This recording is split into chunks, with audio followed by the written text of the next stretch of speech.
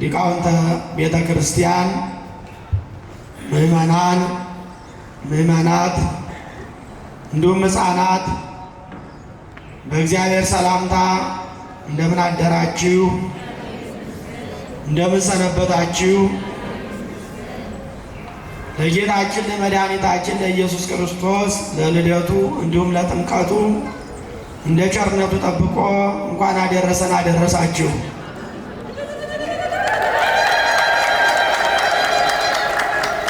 ብፁዓት አዕይንቲክሙ እለ ርያ ወአእዛኒክሙ ለሰማ። እነሆ ብዙ ነቢያት ይህንን ለማየት ተመኙ። አረፍተ ዘመን ገደባቸው። እናንተ ግን የእጄን ተአምራት የቃሌን ትምህርት ያያችሁ፣ ልደቴን ጥምቀቴን ያያችሁ ንዑዳን ክቡዳን ናችሁ ብሎ ለቅዱሳን ሐዋርያት በወቅቱ ለነበሩት ተናግሯል። ዛሬም ለእኔና ለእናንተ አምና ከእኛ ጋር ያስቀድሱ የነበሩ የሉም። ትናንት ከእኛ ጋር መስሪያ ቤት የነበሩ ተለይተውናል። እኛን ደግሞ ንስሐ እንድንገባ የጠበቀን አምላካችን ዕድሜ የሰጠን ክብር ምስጋና ለእርሱ ይሁን። በመካከላችን ተገኝቶ እንዲያስተምረን፣ እንዲመክረን፣ እንዲገስጸን የአምላካችን መልካም ፈቃድ ይሁን። እንግዲህ በማዕከለ ቅዳሴው መምህራችን ቅድም እንደተናገሩት ካህኑ ያነበቡልን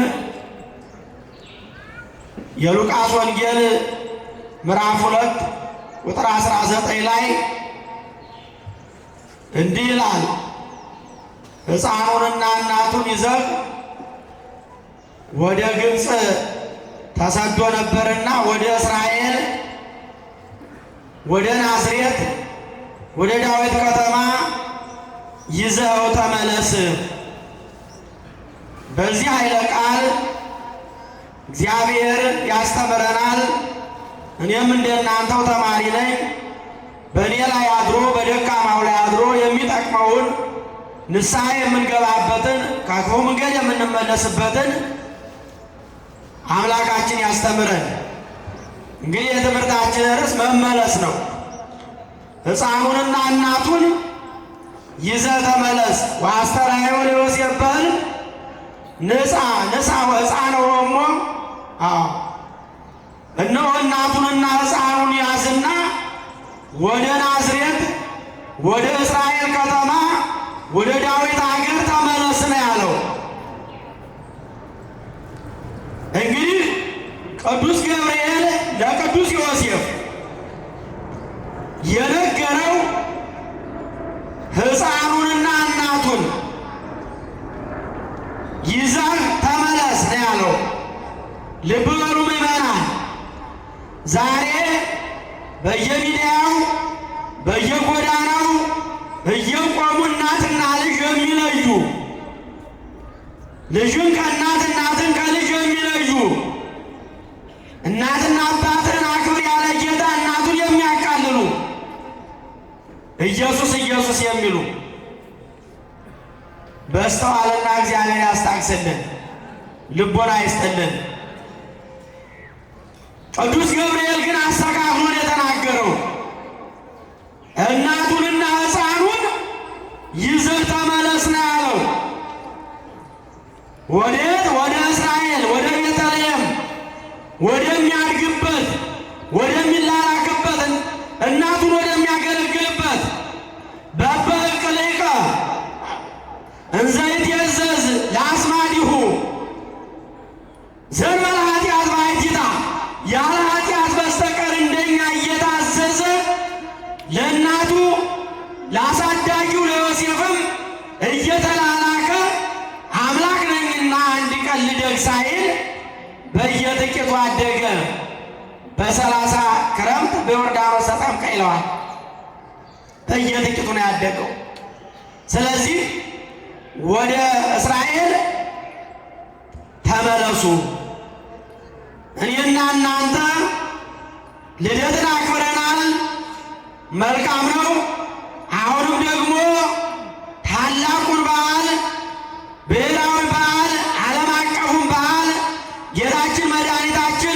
ጥምቀቱን የመሰረተልን ትልቁን በዓል ከፊታችን እናከብር ነው። የኃጢአቱ ግድግዳ የኃጢአቱ ግንብ የፈረሰበት የአዳምና የልጆቹ የበደል ደብዳቤ የተደመሰሰበት በዮርዳኖስ ያንን በዓል ልናከብር ነው። ነገር ግን ይህንን በዓል ስናከብር እንዲሁ በቂም በበቀል ሆነን ለአሁን ነጭ ውስጡ ጥቁር ሆነን ልናከብረው ነው ወገኖች? እስቲ እንመለስ። የተጣላን በይቅርታ እንመለስ። አዎ በአምልኮ ባይል የተጠቃን ካለን የተሰነካከልን ካለን እንዲሁ በንስሐ እንመለስ። በኃጢአት የወደቅን እንነሳ። ተመለሱ ወደ እስራኤል፣ ወደ ቤተ ክርስቲያን እንመለስ፣ ወደ መስቀሉ እንመለስ፣ ወደ ድንግል ማርያም እንመለስ። የሚያዋጣን ይሄ ነው። አንድ መሆኑ ነው፣ ፍቅሩ ነው፣ ንስሐው ነው። ወጥቶ ከመቅረት እግዚአብሔር ይጠብቃል። ወደ እስራኤል ይዛቸው ተመለስ።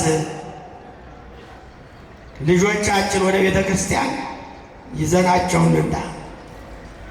በማይከለ ቅዳሴው ስንመለከት ከኦሪቱም ከአዲሱም ነው የተነበበልን። በዲያቆናቱ በዜማ የሰማነው ወይም የሰማችሁት የዳዊት መዝሙር 31 ቁጥር 6 ላይ ናሁ ሰማይናሁ በኤፍራታ ወረከብናሁ ውስተ ኦመ ገዳም ንበቡን ከሰውስተ አብያቲሁ ለእግዚአብሔር የሚል ኃይለ ቃል ነቢዩ ዳዊት አስቀድሞ የተናገረለት የተነበየለት የተቀኘለት ሰው ይሆን ዘንድ አምላክ ሰው ሆኖ እኛን ለማዳን ዘመን ይቆጠርለት ዘንድ አስቀድሞ ተናግሯል። የማይሰደደው መለኮት የሚሰደደውን የእኛ ሥጋ ለብሶ የእኛ ስደት ይመልስልን ዘንድ ለ5500 ዘመን ስደተኞች ነበርን። ወያግባ በዘጥቃት መኖሩ ገነትን ከፍቶ ግባልን። ክብር ምስጋና ለእርሱ ይሁን። አመስግኑት።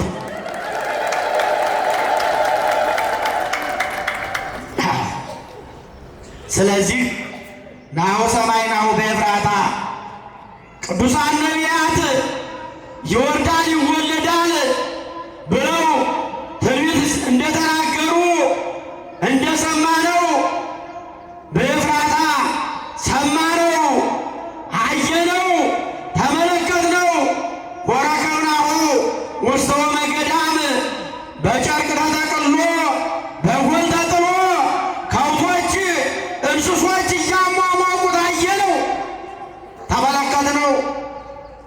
ንበቡን ከሰውስተ አብያቲሁ ለእግዚአብሔር ከ5500 ዘመን በኋላ የድንግል ማርያምን ሥጋ ለብሶ በአጭር ቁመት በጠባብ ደረት ተወስኖ ከናዝሬት ወደ ገሊላ ከገሊላ ወደ ናዝሬት እያለ እየተመላለሰ አድጎ በየጥቂቱ በዮርዳኖስ የተቀበረውን የዕዳ ደብዳቤያችንን እነሆ ቀዶ ወሰጠጠ መጽሐፈ ዕዳሆሙ ዕዳችን ቀደደልን። እሱን አጥፍቶ ደምስሶልን እነሆ ጥምቀትን መሰረተልን። ስለዚህ ነቢዩ ናታን ይባላል። ንጉሡ ዳዊት ነው። ሊጠይቀው ሲመጣ ዛሬ አባቶች ልጆቻቸውን እንደሚጠይቁ እንደሚያጽናኑ እንደሚያስተምሩ የዘመኑ ሰባኪ የዘመኑ መምህር የዘመኑ ካህን ነቢዩ ናታን ወደ ቤተ መንግሥት ገባ። ዳዊት አዝኖ ተክዞ አየው፣ ተመለከተው። ምን ሆነሃል ንጉሥ ሆይ? ሺህ ዓመት ንገሥ፣ ጠላት ጠፍቶልሃል፣ ጊዜው ተደራድሮልሃል። ለምንድን ነው የምታዝነው? ለምንድን ነው ፊት የጠቆረው? ለምንድን ነው የምትቆዝመው? አለው ነቢዩ። ዛሬም የሚያጽናና የሚያበረታ የሚጠብቅ የሚቆጣጠር አባት ይስጠን። አሜን አትሉም እንዴ? ጽየ ሲደርስ ብቻ ወለተ ማርያም የሚል አባት ይጠቅማል። ንስሐ ግቢ፣ ሰንበትን አክብሪ፣ አስቀድሽ የሚል የሚገስጽ መምሮ መገስጽ የሆነ እረኛ ይስጣችሁ። እኔ ያላዘንኩ ማን ይዘን? እኔ በአማረ በጽድ በዝግባ በተሰራ ቤት በተንቆጠቆጠ ቤት ተቀምጬ ታቦተ ጽዮን በድንኳን ሁልጊዜ እያለች የእሷ ነገር የታቦቱ ነገር የቃል ኪዳኑ ነገር አሳስቦኝ ነው አለ። ስለ ታቦቱ፣ ስለ ቤተ መቅደሱ፣ ስለ እግዚአብሔር ቤት የምንጨነቅ ስንቶቻችንን ወገኖችን እንደ ዳዊት ስንቱ ነው የሚያሳስበን? ታቦቱን የምናከብር፣ ለታቦቱ የምንበረከክ፣ ለታቦቱ የምንሰግድ የእግዚአብሔር መገለጫ ነው ታቦቱ። ታቦት አናመልክም፣ ግን የእግዚአብሔር መገለጫ ነው፣ እንሰግድለታለን። አምላካችን እግዚአብሔር። ስለዚህ ለምን አትሰራም? ገንዘብ አለህ፣ ብር አለህ፣ ወርቅ አለህ ሲለው እግዚአብሔር ካልፈቀደ ይሆናልን? እግዚአብሔርን በሱባኤም ጠይቃሉና የንስሐ አባትና የንስሐ ልጅ ተያይዘው ሱባኤ ገቡ። እኛም ችግር ሲገጥመን መከራ ሲገጥመን ችግሩን ሊፈታልን ጨለማውን ሊበራልን አልጫውን ሊጣፍጥልን በሱባኤ እግዚአብሔርን መጠየቅ ያስፈልጋል። ዳዊትን አብነት አድርገን ዳዊትን አርአያ አድርገን ስለዚህ ነቢዩ ናታን የቤተ መቅደሱ ነገር ተገለጠለት። አኮ አንተ ዘትነድቅ ቤቴ ዘትሐንጽ ቤቴ ሀላ ዘይወፅእ እምአቆየከ የሚል ቃል ለነቢዩ ተነገረው። በዳዊት እጅ ብዙ ግፍ ተፈጽሞ ነበር። እነ ኦርዮን በግፍ ታማኝ ወታደር ተገለው ነበር። ብዙ ደም ፈሶ ነበርና ካንተ አብራክ ካንተ ወገብ የሚወጣው ሰሎሞን ቤተ መቅደሴን ይሰራልኛል ብሎ ለማን ተገለጠ? ለናታን ወይም ለነቢዩ ለመምህሩ። ለዳዊት ደግሞ የክርስቶስ ሰው መሆን ተገለጠለት። ይህን ሲተረጉሙ አባቶቻችን ምን ይላሉ? እግዚአብሔር ትንሽ ሲለምኑት አብዝቶ ይሰጣል። ስለ ቤተ መቅደሱ ሱባኤ ሲገባ የቤተ መቅደሱን ባለቤት አያችሁ፣ ኢየሱስ ክርስቶስን በቤተልሔም ዋሻ ተጥሎ እኛን ከፍ ለማድረግ ራቁቱን ተወልዶ ናሁ ሰማይ ናሁ በኤፍራታ እነሆ በኤፍራታ አየነው ተመለከትነው ብሎ ይህንን ቃል ተናገረ። ስለ ክርስቶስ ሰው መሆን ክብር ምስጋና ለእርሱ ይሁን። የቤተ መቅደሱ ባለቤት ገለጠለት። አያችሁ፣ እግዚአብሔር ትንሹን ስንለምነው አብዝቶ ይሰጠናል። ትንሿን የለመነ ቤተ መቅደሷን የቤተ መቅደሱን ባለቤት ካህናትን የሚሾመውን ነቢያትን የሚያሳልፈውን ነገሥታትን የሚሽረውን የሚሾመውን ካህናት የሚሾመውን ሊቀ ካህናቱን ኢየሱስ ክርስቶስን ተገለጠለት። ስለዚህ የትምህርታችን ርዕስ ተመለስ የሚል መመለስ ነው። ስለዚህ ሁልጊዜ የእግዚአብሔር ቃል የሚያስተምረው እንድንመለስ ነው። በዚህ በሉቃስ ወንጌል ምዕራፍ 15 ላይ አንድ ባለጸጋ አለ ይላል ወገኖች። ስለ መመለስ ነው። ሁለት ልጆች አሉት። አንዱ ልጁ ታናሹ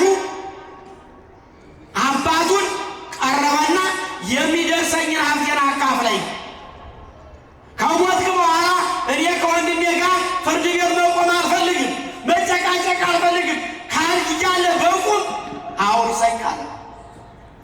ዛሬም እንዲህ አይነት ወጣቶች አሉ።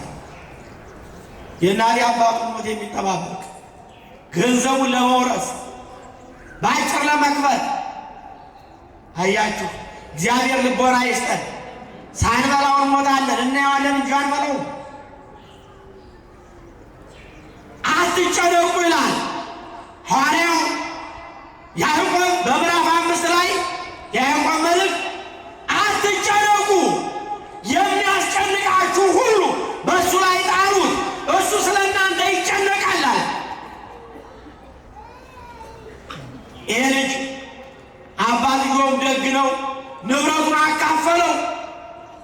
ያንን ይዞ የአባቱን ንብረት ይዞ ወደ ሩቅ ሀገር ሄደ። ከዟሪ ከአዝማሪ ከጨፋሪ ጋር እየበላ እየጠጣ የአባቱ ንብረት አለቀ። ራቁቱን ሆነ። የሚወርዱት ወደ ኋላ ቀሩ። አብረው ይጠጡ ይበሉ የነበሩ ይጨፍሩ የነበሩ ወደ ኋላ ሸሹ። እጃችን ካጣ የሚወደን የለም፣ ከስራ ከተቀነስን የሚወደን የለም። ጓደኛችን መንገድ ይቀይርብናል። ጤና ካጣን የሚወደን የለም፣ በስማችን የሚጠራን የለም። ያ በሽተኛ መጣ፣ ያቺ በሽተኛ መጣች ነው የሚለን። ወረት የሌለው ማን ብቻ ነው ሲልገሩኝ? የድንግል ማርያም ልጅ ብቻ እሱ ይዳብሰን። ወረት የሌለው እሱ ይዳብሰን። በዚህ ጊዜ ሄደና እረኝነት በሙያው በጉልበቱ የንጉሥ ልጅ ነበረ፣ አገልጋይ ሆነ። አዛዥ ነበር፣ ታዛዥ ሆነ። ንጉሥ ነበር፣ ተፈናቃይ ሆነ። ደስተኛ ነበር፣ ሐዘንተኛ ሆነ። እኛም ከመስቀሉ ስር ስንጠፋ እንዲህ ነን። እኛም ከድንግል ማርያም ስር ስንጠፋ እንዲህ ነን። እኛም ከቤተ መቅደሱ ስር ስንጠፋ እንዲህ ነን። ሐዘንተኞች ነው የምንሆነው። የተሰጠንን ገንዘብ በ40 ቀን በ80 ቀን የተሰጠንን ልጅነት አጥተነዋልና እንመለስ፣ በንስሐ እንመለስ። ተመየጡ ሀቤ ዋነይ እትበየጠክሙ፣ እናንተ በንስሐ ወደ እኔ ተመለሱ፣ በይቅርታ ወደ እኔ ተመለሱ። እኔ ደግሞ የአባትነት እጄን የምሕረት እጄን የይቅርታ እጄን እዘረጋላችሁ። ለመድኃኔዓለም ክብር ምስጋና ለእርሱ ይሁን። ስለዚህ እንመለስ ወገኖች። መስማት ብቻ ያጸድቀን። እንተግብረው፣ እንታረቅ፣ እንዋደድ፣ ይቅር እንባባል።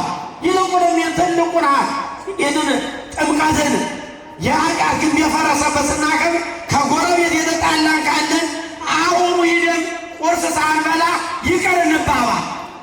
የጓደኛህን በደል ይቅር ብትል ይቅር እልሃለሁ ይላል መድኃኔዓለም። ከዚያ በኋላ እሪያ ጥበቃ ገባ። ከእንስሶቹ የሚያስጠሉ የእነሱን ምግብ ለመመገብ ተመኘ ይላል። ነገር ግን የሚሰጠው አላገኘም። ምክንያቱም ተልተሎ ይበሉበታል፣ አሳሞች ናቸው፣ ይሻሙታል። አንድም አልተፈቀደለትም ማለት ነው። ወይኔ አለ። ወደ ልቡ ተመለሰ። ወደ ምኑ ተመለሰ? ወደ ልቡ ተመለሰ። የኮበለለውን ልቡናችን የሚጠራጠረውን ልቡናችን እግዚአብሔር ይመልስልን። ተመለሰ። በአባቴ ቤት ብዙ ሰራተኛ አለ፣ ምግብ ተርፎት የሚያድር። ስለዚህ እኔም እንደ አንዱ ሰራተኛ እባላለሁ፣ ወደ አባቴ ቤት ልመለስ አለ። ወደ ልቡ ተመለሰ። ይህ ሰው ተጸጸተ። እኛ መቼ ነው ልባችን የሚመለሰው? መቼ ነው የምንጸጸተው? መቼ ነው ንስሐ የምንገባው? ወደ አባቱ ቤት ተመለሰ። አባቱ በሩቅ ሲያየው ተደሰተ።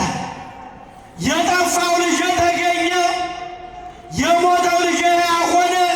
ለእግሩ ጫማ አድርጉለት፣ ልብስ ግዙለት፣ አዲሱን ልብስ አልብሱት፣ እነሆ ፊርዳው የሰባውን ረዱለት አለ።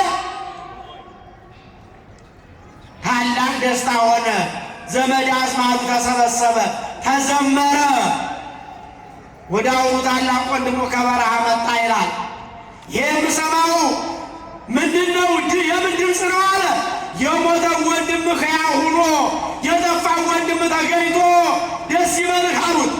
አባት ፊርዳ አርጎ አንጎራርዶ ሰውን እየጋበዘ ነው፣ እየተደሰተ ነው አለው። እንዴ ገንዘቡን ተካፍሎ ሂዷል። ከዟሪ ከአዝማሪ ጋራ እነሆ ገንዘቡን ጨርሷል። ከዚህ በኋላ ምን አለው? የኔን ገንዘብ ደግሞ እንደገና የኔን ድርሻ ሊካፈል ነው የመጣው አለና ታላቅ ወንድሙ አኮረፈ። አይጣለው ወገኖች፣ በመዳናችን በመመለሳችን በማግኘታችን የሚከፋቸው ይኖራሉ። እግዚአብሔር ለንስሐ ያብቃቸው። ከፋው። አባቴ ለእኔ አንድ የፍየል ጠቦት አልሰጠኝም፣ ከጓደኞቼ ጋር እንድዝናና እንድደሰት።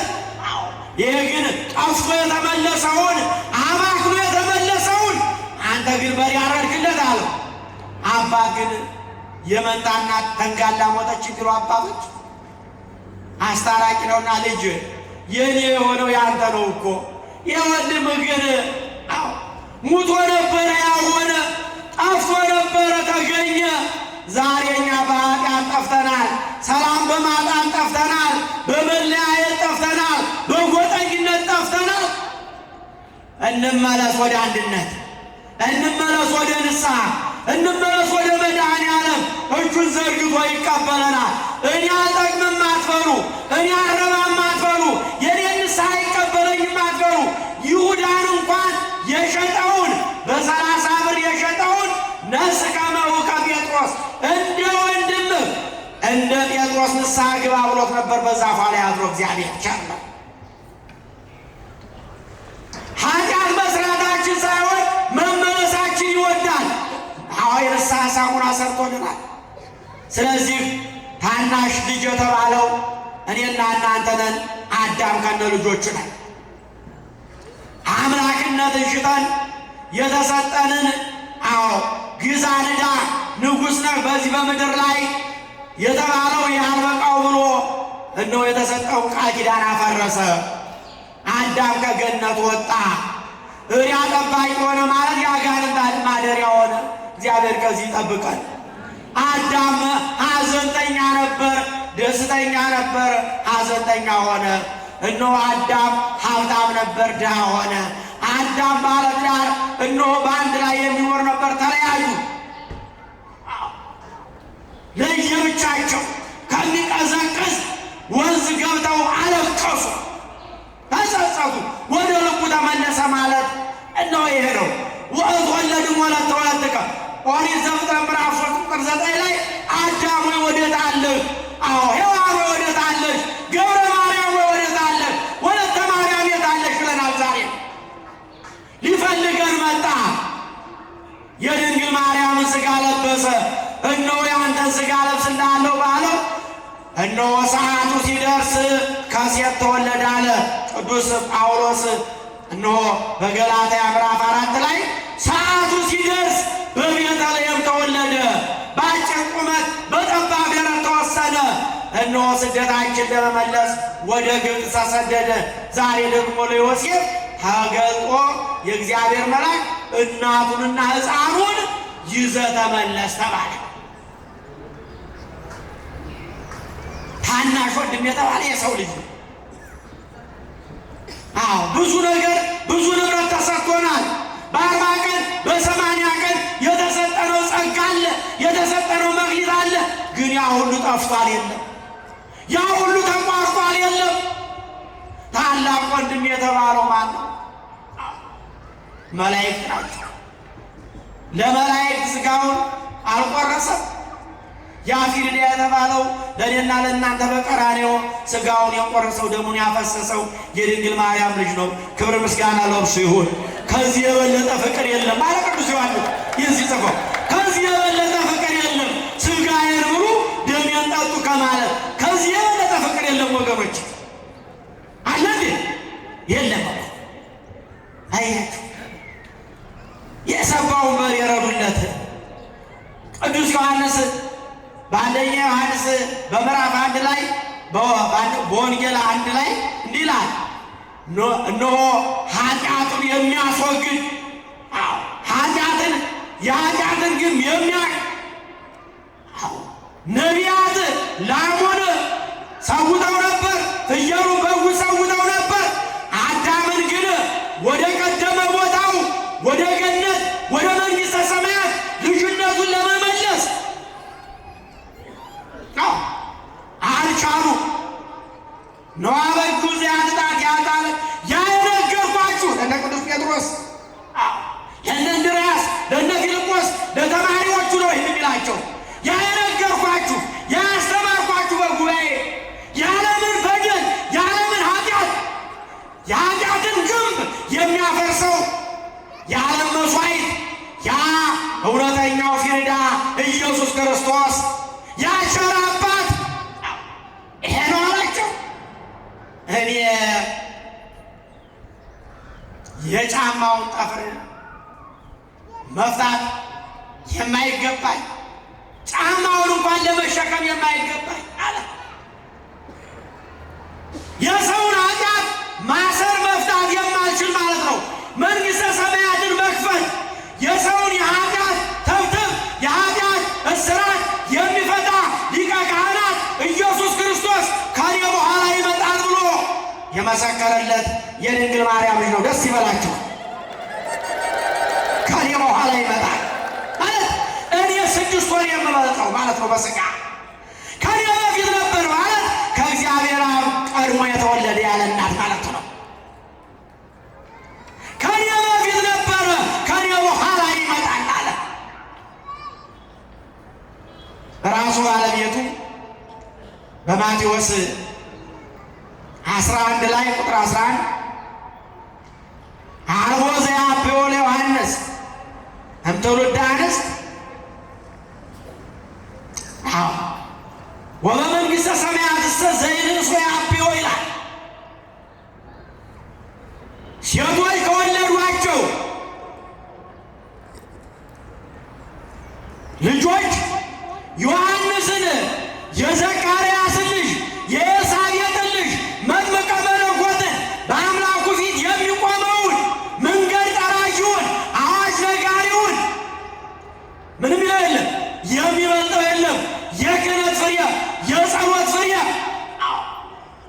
የዘካርያስ የጸሎት ፍሬ የኤልሳቤጥ የጽናት የጸሎት ፍሬ አልቦ ዘያብዮ ወበመንግሥተ ሰማያትሰ ዘይንእሱ ያብዮ። እንግዲህ ወደ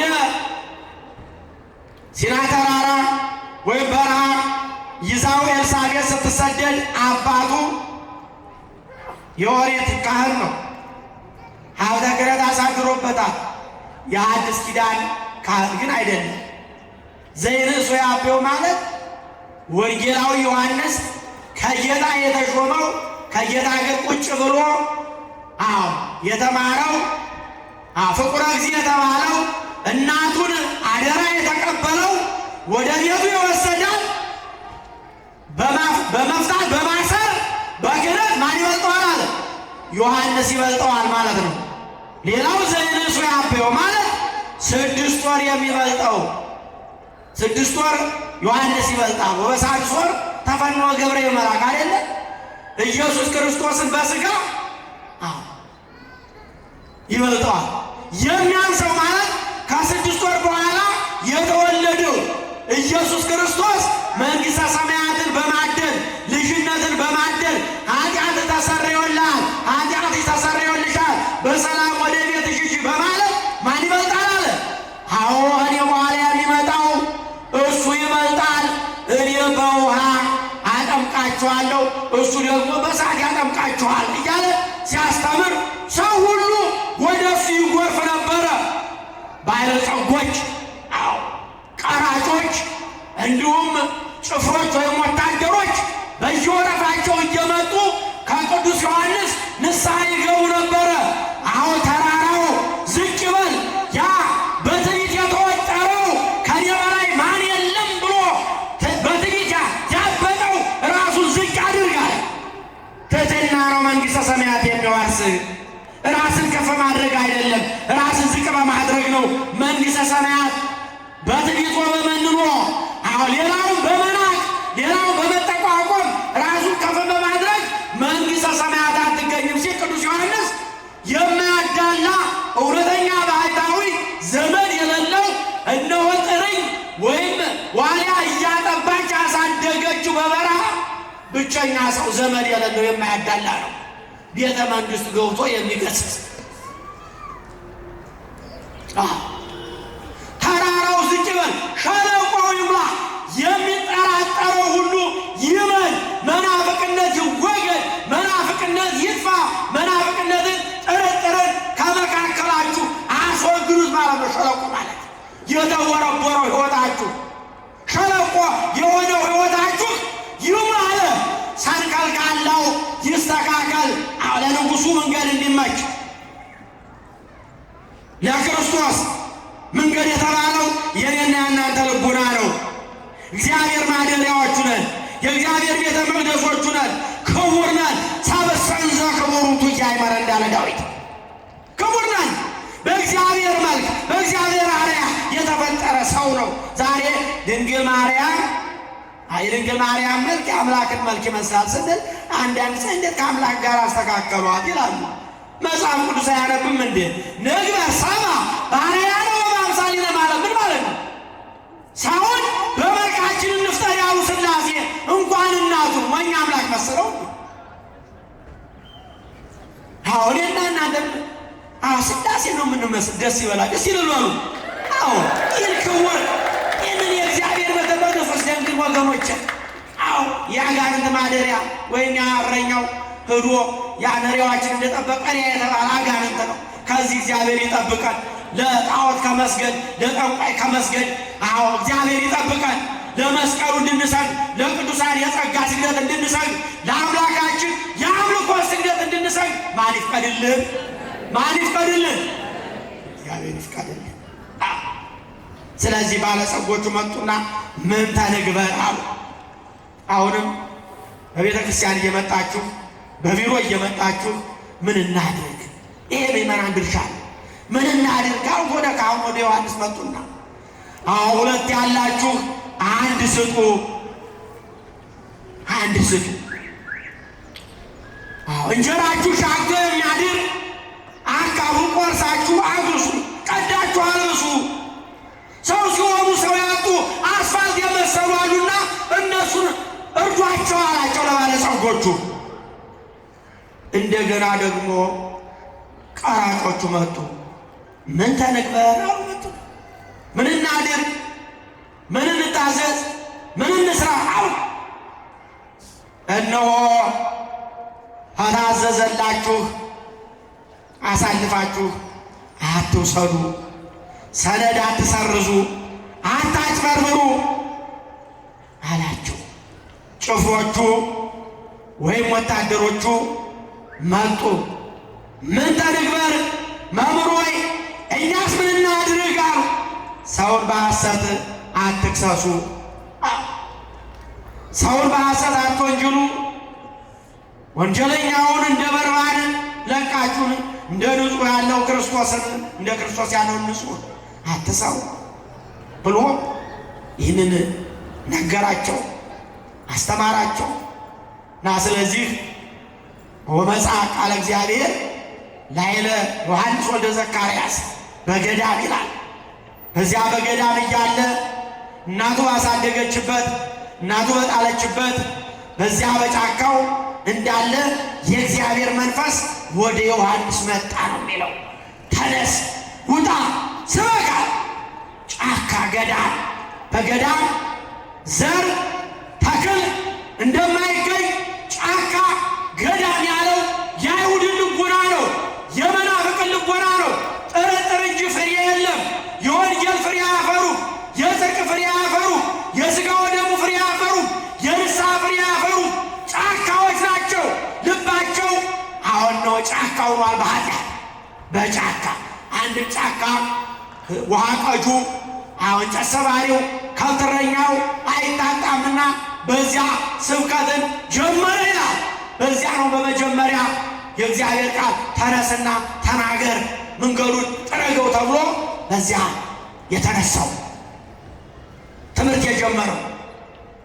በገዳም ለምን ትምህርቱን ጀመረ ሲል በገዳም እነሆ ጾር ወይም ፈተና ይቀላልና ለአብነት ለወጣንያን ለጀማሪያን መናንያን አብነት ለመሆን የሚታይ የሚወጣ የሚወርድ የሚፈትን ስለሌለ ገዳም ጸጥታ ስላለበት ለእነሱ አብነት ለመሆን ቅዱስ ዮሐንስ መጥምቀ መለኮት እነሆ ፀሐየ ፍኖት መንገድ ጠራጊው ለክርስቶስ የእኛን ልቡና የክርስቶስ ማደሪያ ለማድረግ መንገድ የጠረገው መጀመሪያ ስብከቱ የጀመረው ቤት ነው፣ በጫካ ነው።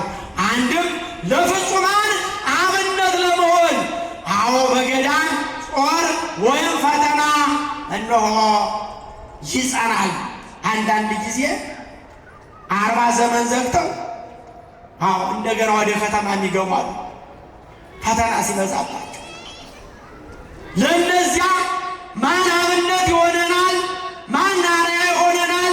ለብሕትውናው፣ ለድንግልናው፣ ለቅድስናው፣ ለክህነቱ ማን አብነት ይሆነናል ትሉ እንደሆነ እኔን አይታችሁ ጽኑ ለማለት አብነት ለመሆን ወመጽአ ቃለ እግዚአብሔር ላዕለ ዮሐንስ ወልደ ዘካርያስ በገዳም በዚያ በገዳም የእግዚአብሔር ቃል ወደ ዮሐንስ መጣና ተነስ ስበክ አለው።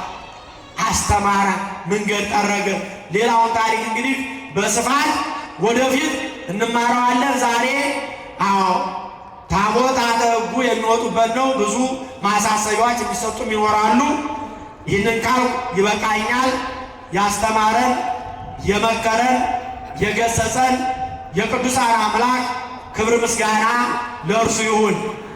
ምንድነው